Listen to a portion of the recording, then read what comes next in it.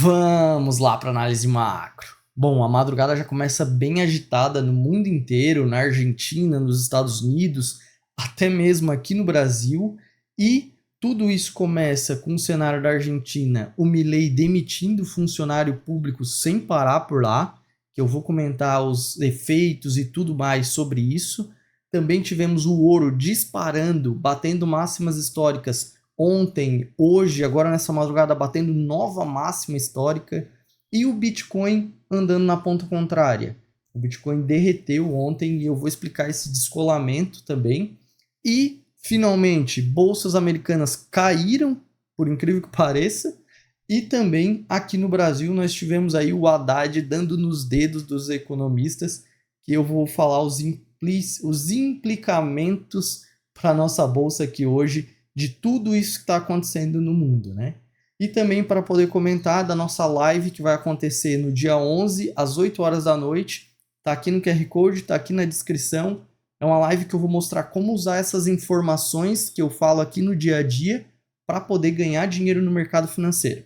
Beleza? Vou explicar e vou mostrar como eu faço lá. Então, espero vocês lá.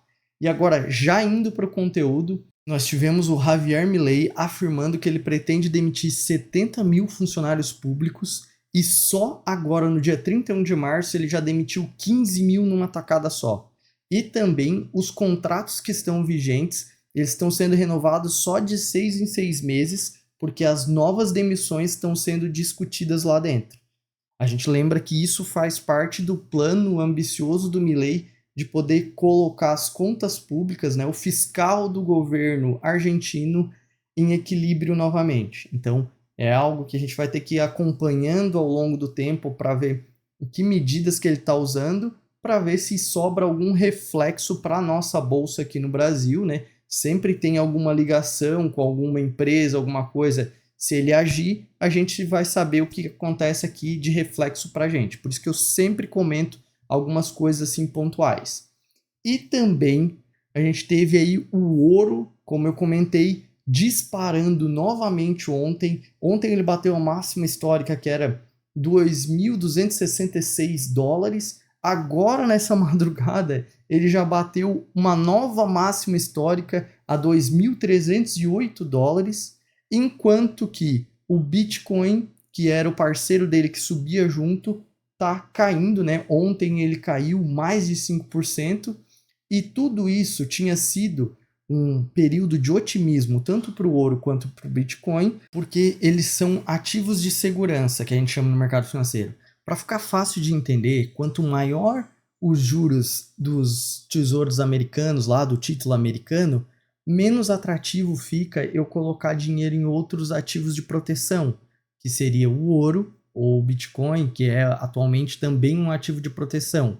Só que o que acontece? As chances de o Fed, que é o Banco Central, diminuir os juros estavam aumentando. E aí estavam fazendo com que o ouro e o Bitcoin ficassem mais atrativos e a gente teve várias máximas históricas nos dois ativos.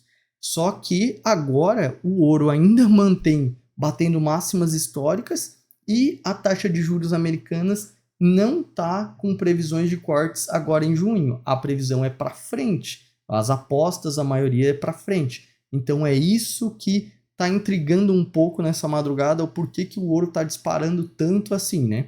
É claro que a gente lembra que tem algumas coisas de bancos centrais pelo mundo, como o Banco Central da China, comprando muito ouro para se proteger geopoliticamente, mas não vem ao caso aqui. Mas isso é um dos fatores que pode estar impulsionando o ouro. Mas o que a gente precisa ficar atento é o seguinte: está tendo muita compra de ouro, tem alguém se protegendo. Se tem alguém se protegendo, é bom ficar um pouquinho com o pé atrás de que o cenário pode não estar tão otimista assim. Então é essa leitura que a gente usa para olhar para esses ativos quando são ativos de segurança.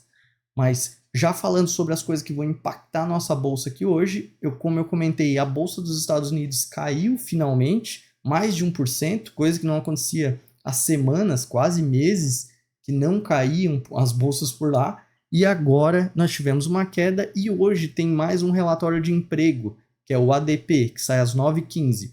Se os empregos vierem fortes, maiores que o esperado, nós teremos mais um dia de queda na Bolsa Americana, que pode refletir com queda para a nossa bolsa aqui. Só que esse dado sai às 9h15. E também nós vamos ter o Powell, que é o presidente do Banco Central americano, falando hoje a 1h da tarde. Então é bom ficar atento.